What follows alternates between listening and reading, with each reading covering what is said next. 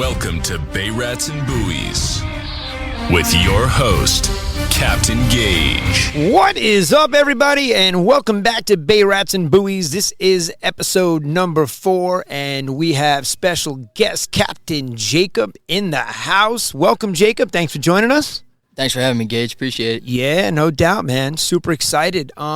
So just to give you a little background on me and Jacob, how we met training on a commercial towboat. So that's, we went out there to train to be commercial tow captains, and that was the day that I met you out there. Yes, sir. That was awesome. And so let's let people know a little bit about Captain Jacob and all the things that you do, because you're a lot more than just a captain. Let's give him a little bit of your background and how you got started and all that stuff. But give him a little bit of your background. I understand you have a military background as well. I do, yeah. I'm currently in the Army Reserves. My name's Jacob Feibusch. I'm from Kings Park. I'm 25. Been on the water my whole life. Went to college out in Colorado. That's where I got involved with the military. Commissioned out of there. Been in the reserve since. Came back home. Didn't like being landlocked out there. I can imagine. Yeah. Got back to the East Coast as quick as I could. Been on the water every day. Nice. Well, we appreciate your service. Thank you very much. And I know from working with you in the short time that I did work with you, that what attracted me the most to what you were doing and what I was doing was you were really into free diving. And you were also a spear fisherman, and the videos and the stories you told me, I was hooked, and that was it. I was like, I want to do that. That was incredible. So why don't you give our listeners a little bit of a taste of what got you started into free diving and holding your breath for as long as you do to stay down there, and obviously then your fishing, your spear fishing is unbelievable. Yeah, so I've been on the water, since before I could walk. My dad had me out there, hauling stripers, and we'd go fluking a lot when I was a little kid. And I always rod and reeled fish, do some fly fishing too, especially when the albies are in. But it was one summer, I got hot. It was the dog days. Bass were deep, kind of slow. I was out porgy fishing, and my buddy called me up, with a full stringer of fluke, striped bass, a couple sea bass. And I was like blown away where this guy went and what he did. And he was like, yeah, I was out diving today. I shot these fish with a harpoon gun. So right then and there, I knew I needed to get in on that. His name's Colin Bennett. Grew up with him, good friend of mine. We're diving the Blackfish tournament this weekend. So he took me out. He let me use some gear, and it became my favorite thing to do in the world. Became obsessed with it. Was in the water 6-7 days a week, towards the end of college and right when I graduated, and going all over the island, playing the wind, finding the clear water, and slinging some steel down there. So what is your favorite spot on Long Island? Not to give away one of your hot spots, but where's your favorite spot to actually go spear fishing? Let's say Block Island or somewhere.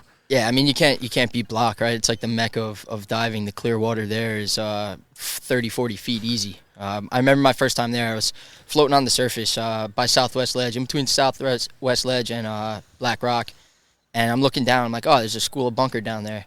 Well, I was in like 60 feet of water. I could see the bottom, and I drop in on them. They were about 40-pound stripers. But since I was so high up above them, they looked tiny. They looked like they were a small bunker. Yeah, they did. But I'm a North Shore guy, growing up, zipping around Smithtown Bay and all throughout the Nesquag River. I like diving my home waters, so the South Shore inlets are phenomenal, but nothing beats blackfish season on the North Shore for me. Right. So now that we're talking about spearfishing and blackfish at the same time, I mean, that's like the story behind them in the caves and the eye contact and the stuff that you told me is just, that's incredible. People wouldn't believe it. If you were down there, until you're down there and see it, yeah, you wouldn't believe it. So why don't you tell them what it's like when you get down there and go spearfishing for these tog and the blackfish? Yeah, they're my favorite species to target. Being in their environment is very otherworldly. They're a highly intelligent fish species. I would say exuberantly more so than striped bass. Maybe it's because striped bass are such apex predators. They cruise around and they don't care. But I've had bass that will swim into the tip of your spear gun. Where blackfish really play the game. They kind of whack-a-mole in and out of their caves and holes, and you actually have to hunt them. I've seen some big fish one season that may have got away that 2-3 years later you're in the same spot and you see fish with distinct markings. Sure. And it's the same fish. Right. You gotta work for them. You gotta sometimes get your body half in a cave with a flashlight to really get in there and find them. And I think it's the pinnacle of Northeast spearfishing. And I remember you telling me if you made eye contact with them, that's it. They were spooked and they were gone. Absolutely. So the big ones will always come up around your shoulder, and it's like you could almost feel their presence when they're dropping in on you from the side. So you want to keep your eyes low, your head down, and you don't want to like look around for them. Or sudden movements are definitely a no-go. If you're moving around quickly or jittery, there's not going to be any big fish around. You're going to see fish 18 to 20 inches, nothing that's going to fill a cooler. So.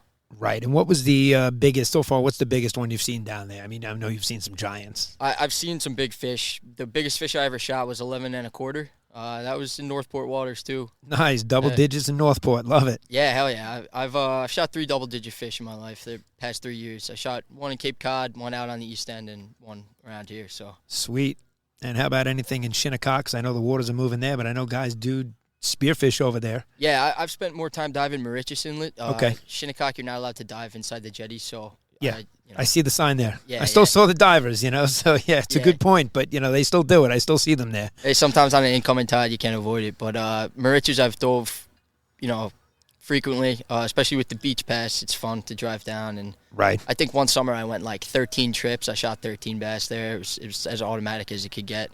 It actually was kind of disheartening because, you get excited, you drive all the way out east, you drive down the beach, you get in the water, and then first drift, you hit your striper, and it's like, now what do I do? Right, you're right. It took you longer to drive there than it did to actually hunt the fish. Yeah, and I don't mean to say that it's easy by any means. We're probably dropping 47 feet in the inlet with the highest tidal coefficient on Long Island when we are doing that. But right, and not only are you battling with the tidal coefficient, but you got to worry about the slot size. And so I remember you telling me about the silhouettes that you have, because you got to study that silhouette so that when you get down there, you kind of have a good depth perception of what that size is. I was just talking to another spear fisherman that showed me his videos, and every bass that was in his video clip was 40 pounds.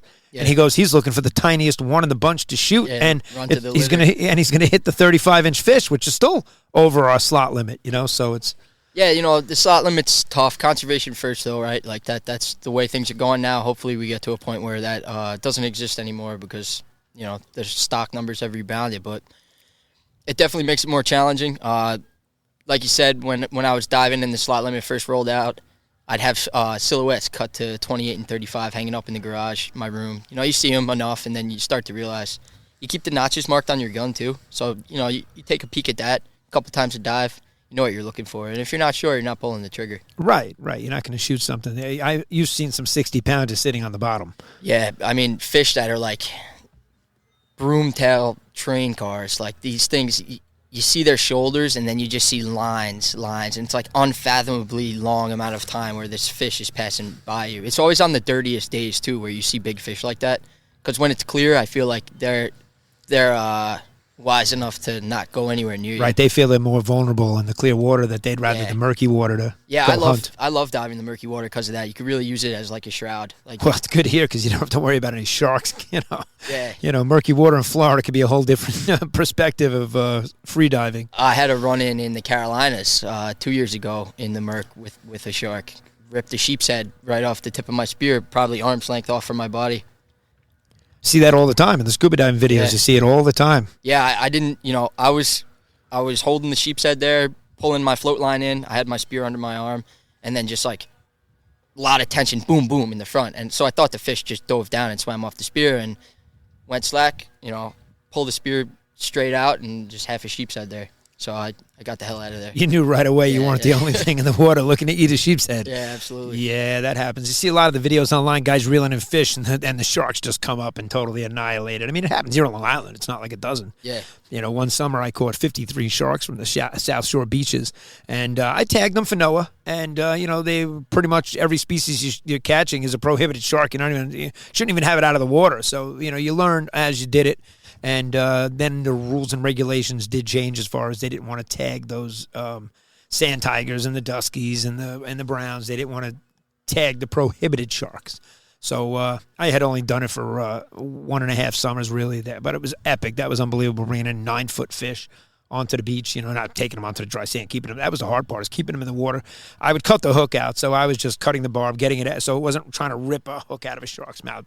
I wasn't even dealing with that. I just cut it with bolt cutters, and the hook fell right out, and it was that easy to get rid of them. Yeah, I remember you showing me some of those pictures, man. That's badass. Yeah, and I got to say, it was more fun grabbing that fish by the tail and pulling him back into the deep water and walking him out.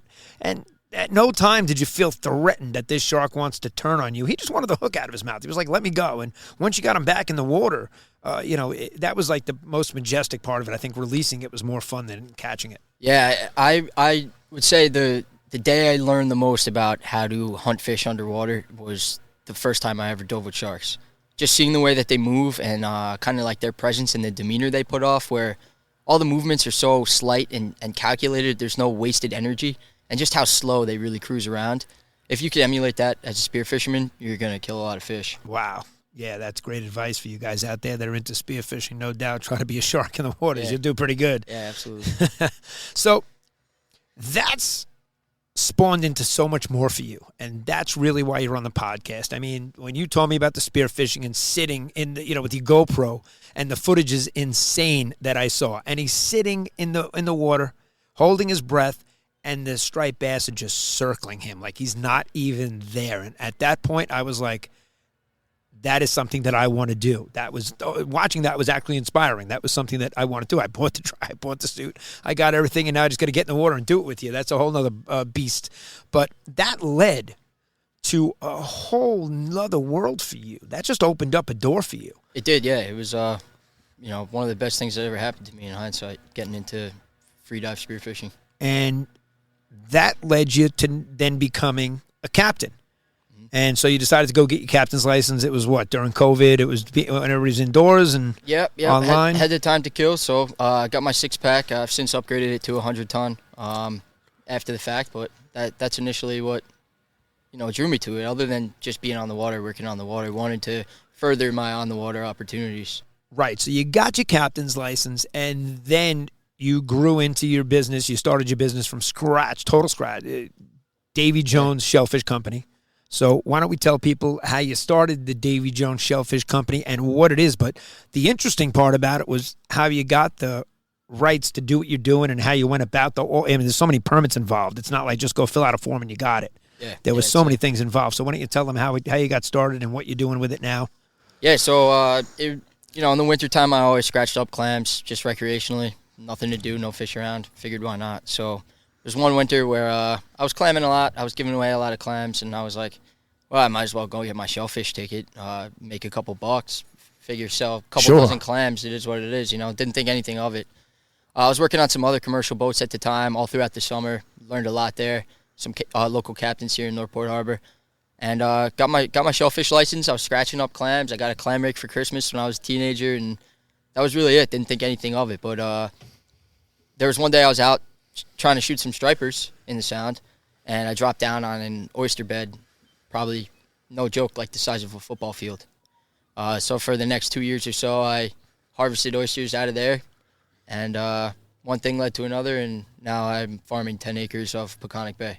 10 acres of oyster farm in the Peconic Bay, and I know it was when we first met on the commercial towboat that even Captain Mike got involved in the beginning with you, and he dove with you and helped you anchor these things down.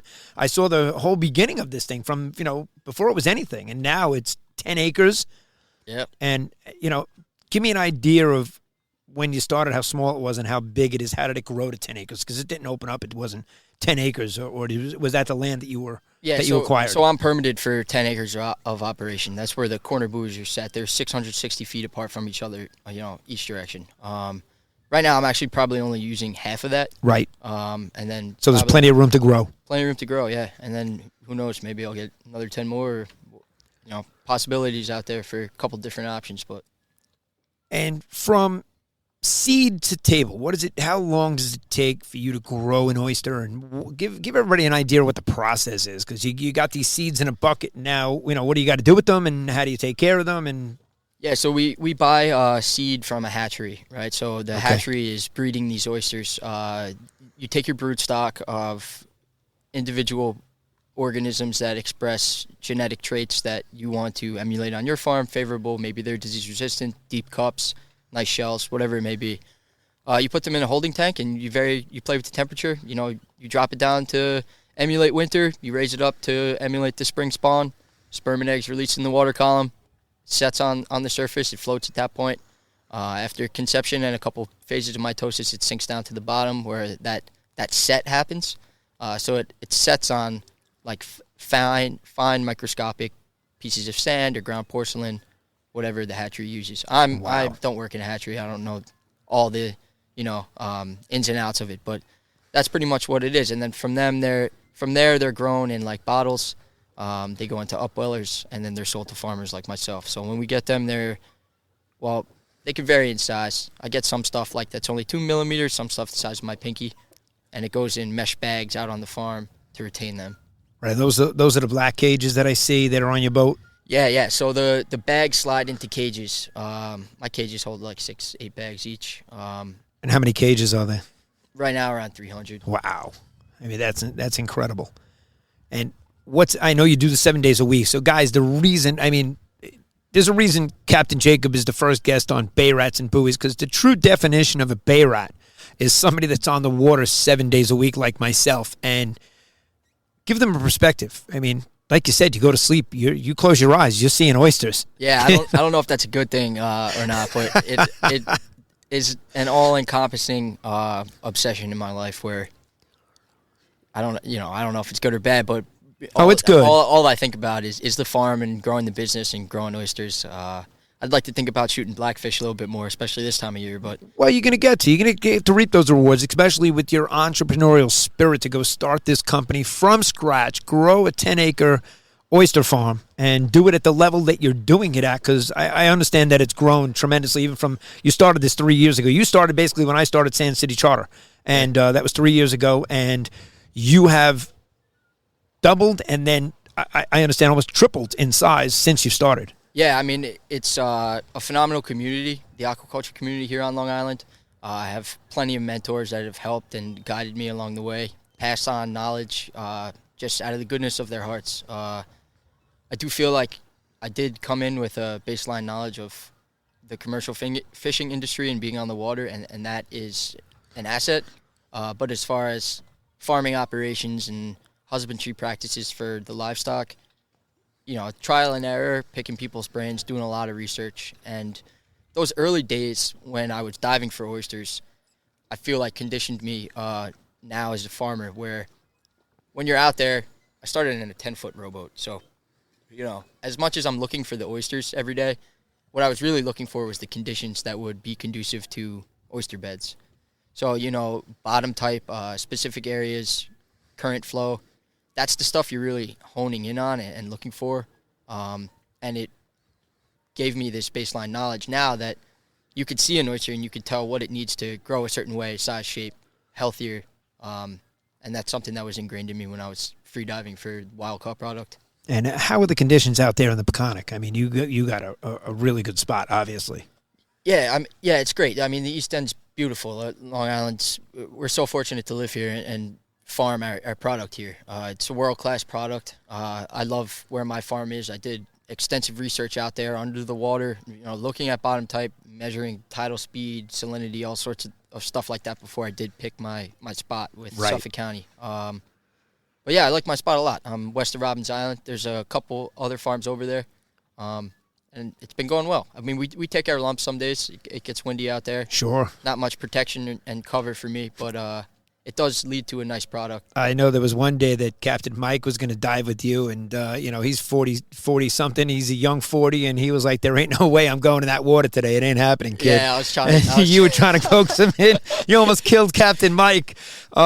So, it's stuff like that really is. Now, you just said that it's world-class. You guys are doing it at a world-class level here on Long Island. Now, something that I don't think the people understand is it takes you almost 2 years to, grow an oyster from seed to table for somebody to eat it, and you do sell to the public. But give them a perspective of, how healthy it is and why it is world-class. Well, the world-class aspect of it comes from just the quality of the product, how deep, I keep saying deep cups. That's like the standard for oyster shape. That's going to be conducive to largest meat yields. We have a product that tastes great. I mean, you put it side by side with any oyster in the world in a blind taste test. People usually pick the Long Island oyster. Right, but there's no pesticide. There's no any chemicals or anything. It's a pure organic product. Yeah, absolutely. The health benefits are numerous. I mean, I think if you ate like 2 of them, you're getting your daily zinc requirements. It's the cheapest form of protein cultivation on the planet. There's no additives at all. There's no additives, no pesticides, fertilizers, anything like that. Everything that the oyster needs and comes in contact with is, being brought to it by the current of the bay, the water that it's in. Right, and that's incredible all in itself. Just having those conditions here to do that and where you do it and what you do is kind of incredible.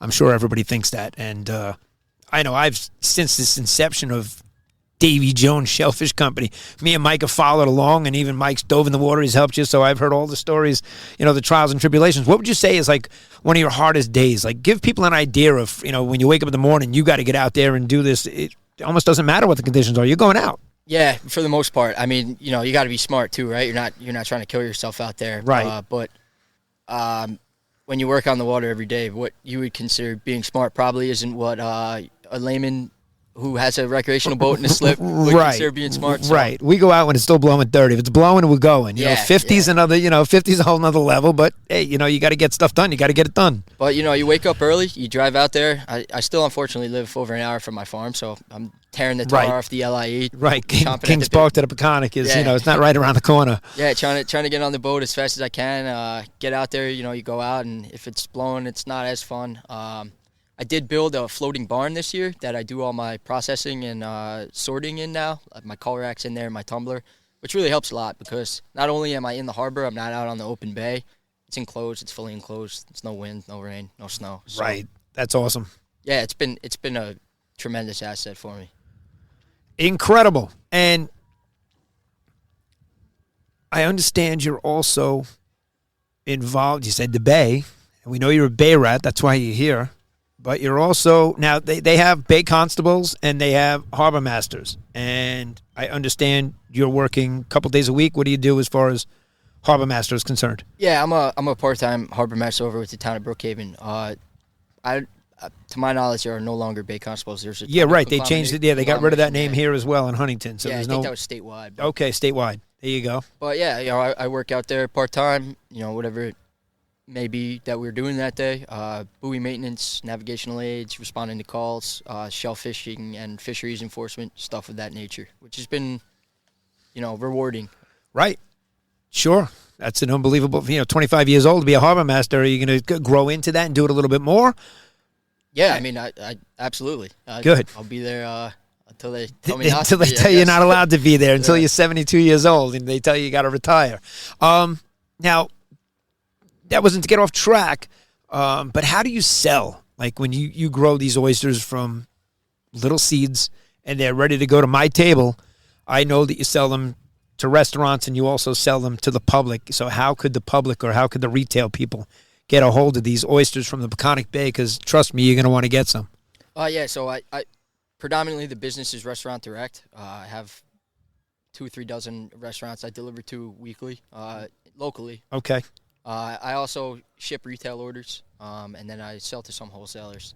As the volume on the farm increases, so will the sales avenues. I do a lot of retail events like farmers markets, shucket weddings, baby showers, whatever it may be. Right. And let's give the people some access to your social media so that, do you have a website for them to go to buy the stuff, or how would they contact you? Yeah, it's just Davy Jones Shellfish Co. If you plug that right in Google, it should pop right up. Social media, Davy Jones Shellfish Co. Instagram, Facebook. Fairly active on Instagram. Try to stay up on it. I know a lot of people of my generation. I feel, unfortunately, like that's the primary source where some people get their news from. So it would behoove me to not stay updated on social media. So if you want real Davy Jones Shellfish Co. news, you got to follow him on all his social media feeds. But you just heard it, that the Instagram is probably the most updated feed on all. Is that correct? Yeah, that's correct. All right. And you can probably get him on Facebook, but you'll be able to get all of his information in the comments in the video here on YouTube for the Bay Rats and Buoys. And, I mean, look at this. I mean, we did perfect timing. I mean, we got the sun going down. We're sitting in Huntington Harbor. It doesn't get better than this, but it's blowing. Let's tell the people. It's blowing 12 right now. Today. It's, it's gusting in the 20s, and we feel the wind. We feel it. And we have to actually change direction today to face the sun. And interesting setup today, a lot of fun. I'm glad Jacob got to. I appreciate you taking the time out of your busy schedule because God only knows. I mean, what time in the morning do you get up and get out on the boat? What time do you leave? Usually leaving the house around 3:45. 3:45 in the morning, and you're on the boat, but you're actually there before. You're out there in the dark. Yeah. Especially if it's a busy day. Try to beat the sun. And kind of sucks this time of year because we're losing daylight, but. Yeah, it's 7 a.m. sunrise and 6 p.m. sunset, so it's a much quicker day for us here as the fall is in full effect. And the fall run, the water temperature, I tell you, I touched that water today, and I was like, wow. Yep. It's 58 degrees back here sometimes. 64 on doing my fishing reports a couple days ago. But back here, that water temp, you'd think it's shallower water, it'd be warmer, but it's not. It's 58, 59 back here sometimes. Yeah, it dropped 7 degrees in 11 days last week, I believe. Yeah. It was real drastic. It almost went from, almost 70 degrees. It was like 69 degrees, and it dropped down. Yeah. And this time of the year, so we're going to get the squid in here in the harbor soon, so that's going to be exciting. Hopefully they pop in, see all the squid guys putting their lights down, and that attracts the bass.